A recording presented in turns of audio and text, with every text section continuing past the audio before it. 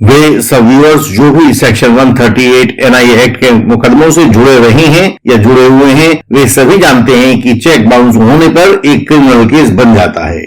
यह criminal case police द्वारा file किए गए क्रिमिनल केस न होकर कंप्लेंटेंट की कंप्लेंट पर चलने वाला क्रिमिनल केस होता है। तो जो व्यूअर्स एडवोकेट्स नहीं है या यंग एडवोकेट कलीग्स हैं, उनकी जानकारी के लिए एक महत्वपूर्ण बात बताते हैं कि इन केसेस में, ये वाले जो क्रिमिनल केसेस हैं, इनमें डेफिनेशन तो एनआईए एक्ट से ली जाती है और प्रोसीजर को एनआईए एक्ट तथा सीआरपीसी से मिला जुलाकर तब लिया जाता है। कुछ बातें प्रोसीजर की एनआईए एक्ट से ली जाती हैं और कुछ बातें जो बाकी की होती हैं वो सीआरपीसी की प्रोसीजर से ली जाती हैं। यानी कि सेक्शन 138 एनआईए एक्ट के केसेस भी सीआरपीसी की प्रोसीजर से पूरी तरह से मुक्त नहीं होते, वह प्रोसीजर यहां भी लागू होती है। जब भी सेक्शन 138 एनआईए एक्ट की कंप्लेंट द्वारा केस दायर करने वाला कंप्लेनेंट किसी सुनवाई की तारीख पर कोर्ट में हाजिर नहीं हो पाता है, तो ऐसी स्थिति में कोर्ट को क्या करना चाहिए, यह बात पूरे एनआईए एक्ट में कहीं भी नहीं लिखी है।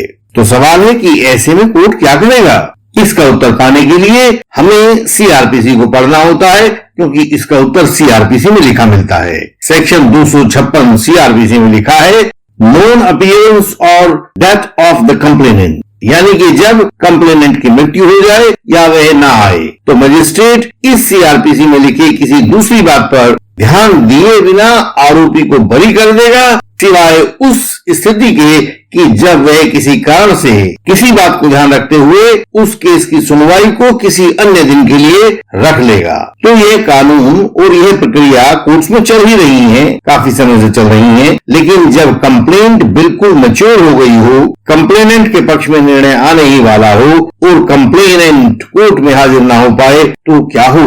क्या वर्षों की मेहनत और बहुत धन पैसे से पकाई गई कंप्लेंट डिसमिस होकर बर्बाद हो जाएगी और कोई कुछ नहीं कर पाएगा?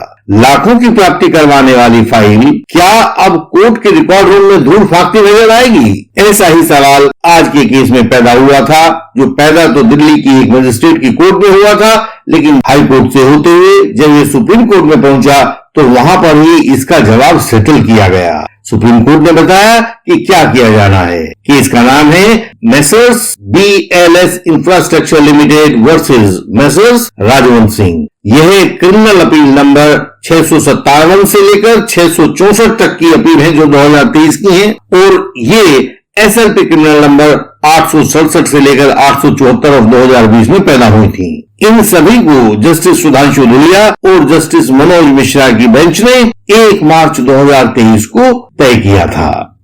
इंडियन लीगल सिस्टम से सहायता पाने के लिए इसका मेंबर होना जरूरी है। जब आप सामने लिखे व्हाट्सएप नंबर पर व्हाट्सएप मैसेज भेजते हो तो तत्काल ही आपको विधि लिखकर भेज दी जाती है, जिसके द्वारा आप हमारे मेंबर बन सकते हैं और हमारी सर्विसेज का लाभ लेते रह सकते हैं। इसलिए केवल व्हाट्सएप मैसेज के द्वारा ही संपर्क करें। इस केस में कंप्लेनेंट ने 8 कंप्लेंट केसेस फाइल किए थे, जिनमें से 3 में उसकी गवाही और क्रॉस हो चुका था। इसके बाद कंप्लेनेंट ने, आरोपी ने और कोर्ट ने यह तय कर लिया था कि इन तीनों केसेस का एविडेंस बाकी के जो बचे हुए 5 केसेस हैं उनमें भी लगा लिया जाएगा। यह कोर्ट की सामान्य प्रोसीजर है और सभी हमारे एडवोकेट जानते होंगे कि इस तरह से किया जाता है कि सेक्शन 138 एनआईए एक्ट के एक केस का एविडेंस दूसरे या तीसरे केस में भी ले लिया जाता है, ताकि कोर्ट व पार्टीज का समय और मेहनत दोनों को बचाया जा सके। इन 3 केसेस में कंप्लेनेंट का एविडेंस कंप्लीट होकर डिफेंस एविडेंस के लिए केस लिस्ट हो गया था। हालांकि बीच में कंप्लेनेंट ने एक सेक्शन 311 सीआरपीसी की एप्लीकेशन लगाकर कुछ और गवाहों को एग्जामिन करने के लिए एक अर्जी लगाई थी, लेकिन तारीख वाले दिन कंप्लेनेंट आ नहीं सका। मजिस्ट्रेट ने सेक्शन 256 सीआरपीसी में कंप्लेंट को डिसमिस कर दिया और आरोपी को बरी कर दिया। दुखित कंप्लेनेंट ने मजिस्ट्रेट का यह फैसला दिल्ली हाई कोर्ट के सामने चैलेंज किया, लेकिन वहां भी उसको निराशा ही हाथ लगी, तो हारकर कंप्लेनेंट को अपलेंट के रूप में सुप्रीम कोर्ट के सामने आना पड़ा। अपीलेंट का मतलब होता है अपील करने वाला। तो हाई कोर्ट के निर्णय के खिलाफ उसने सुप्रीम कोर्ट में अपील की, इसलिए उसको अपीलेंट कहा गया, और उसने कंप्लेंट फाइल की थी इसलिए उसको कंप्लेनेंट कहा गया। तो एक ही व्यक्ति जब दोनों होता है तो हम उसको कहते हैं कंप्लेनेंट अपीलेंट। तो जो दूसरा पक्ष है उसको हम कहेंगे आरोपी रिस्पोंडेंट, क्योंकि वो रिस्पॉन्स कर रहा है। कंप्लेनेंट अपेलेंट और आरोपी रिस्पोंडेंट दोनों ने सुप्रीम कोर्ट के सामने अपने पक्ष रखे। सुप्रीम कोर्ट ने अपने पुराने निर्णय associated cement company limited versus Keshavananda 1998 एक SCC 687 का हवाला दिया। हवाला देते हुए कहा, नए कोड का सेक्शन 256, नया कोड माने 1973 में हमारा CRPC दोबारा बनाया गया था, तो नए कोड का सेक्शन 256 और पुराने कोड का सेक्शन 247 का क्या मकसद हो सकता है, जिसमें लिखा है ना कि कंप्लेनेंट के ना आने पर उस कंप्लेंट को डिसमिस कर दिया जाए और आरोपी को बरी कर दिया जाए। यह कंप्लेनेंट के द्वारा कंप्लेंट को अनुचित रूप से लटकाए जाने के खिलाफ एक डराने वाला उपाय हो सकता है।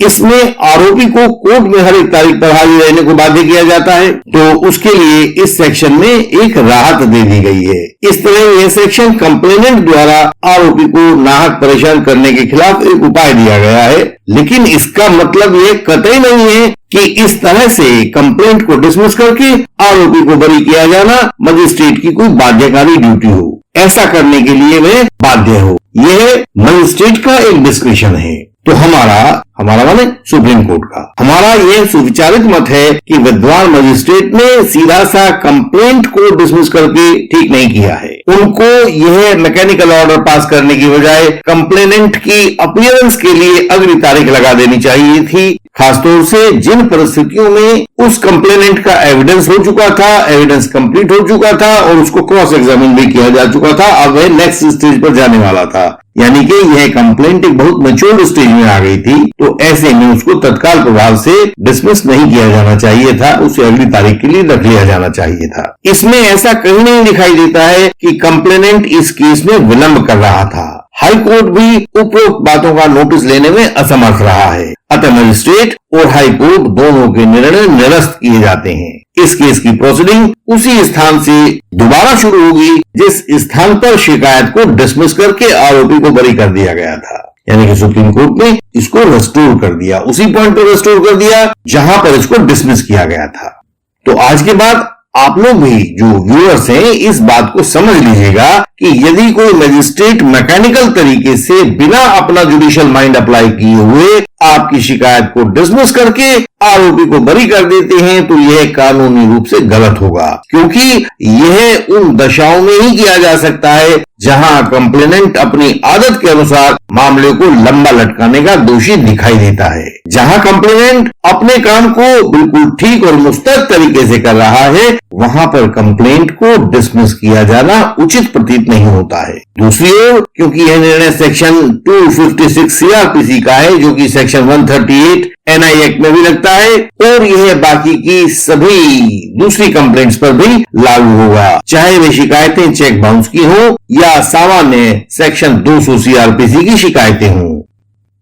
इसके बाद आप सब व्यूअर्स को एक सूचना देना भी उचित रहेगा कि आजकल आप बुरे क्रॉस एग्जामिनेशन से होने वाले भावी नुकसान से बचने के लिए इंडियन लीगल सिस्टम से अधिक क्रॉस एग्जामिनेशन तैयार करवाने लगे हैं। आपकी मांग बहुत अधिक बढ़ रही है, इसलिए आपकी जरूरतों को पूरा करने के लिए हमने अपनी टीम के आकार को बढ़ा दिया है। हमने यह वृद्धि अपने फर्स्ट लेवल पर की है, जो क्रॉस एग्जामिनेशन का मूल ढांचा तैयार करते हैं। उस ढांचे को फिर उसके बाद में सीनियर एडवोकेट्स के द्वारा परिशुद्ध करवाया जाता है और अंत में यह जो परिशोधित क्रॉस एग्जामिनेशन होता है इंडियन लीगल सिस्टम के प्रमुख यानी कि उसके हेड के पास आता है। हेड अपने हाथ से प्रत्येक क्रॉस एग्जामिनेशन का अंतिम रूप स्वयं तय करते हैं। तो इंडियन लीगल सिस्टम द्वारा तैयार प्रत्येक क्रॉस एग्जामिनेशन इस प्रकार कम से कम 3 टीमें मिलकर तैयार करती हैं। इसीलिए वह क्रॉस एग्जामिनेशन इतना अधिक कारगर होता है, त्रुटिहीन होता है और सफल होता है।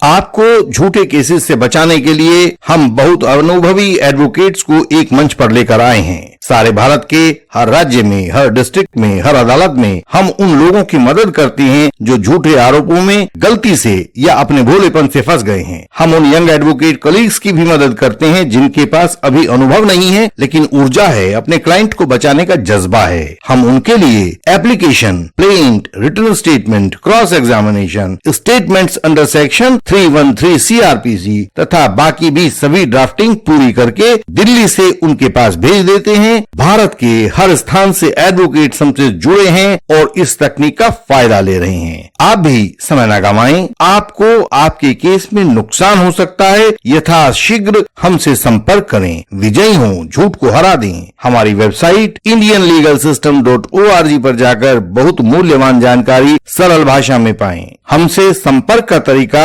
सामने स्क्रीन पर दिया गया है, यह हर वीडियो के डिस्क्रिप्शन में भी होता है। हमसे व्हाट्सएप कॉल द्वारा संपर्क करें, व्हाट्सएप मैसेज करें, मिलने का अपॉइंटमेंट फिक्स करें। इस चैनल की सब वीडियोस को देखें। झूठे आरोपों के खिलाफ हर वीडियो में कोई न कोई सूत्र आपको अवश्य मिलेगा। इस वीडियो को लाइक करें, शेयर करें और चैनल को सब्सक्राइब करें। बेल आइकन को प्रेस करें ताकि महत्वपूर्ण वीडियोस मिस ना हो जाएं। आपसे अगली वीडियोस में फिर मिलेंगे, तब तक के लिए प्रणाम।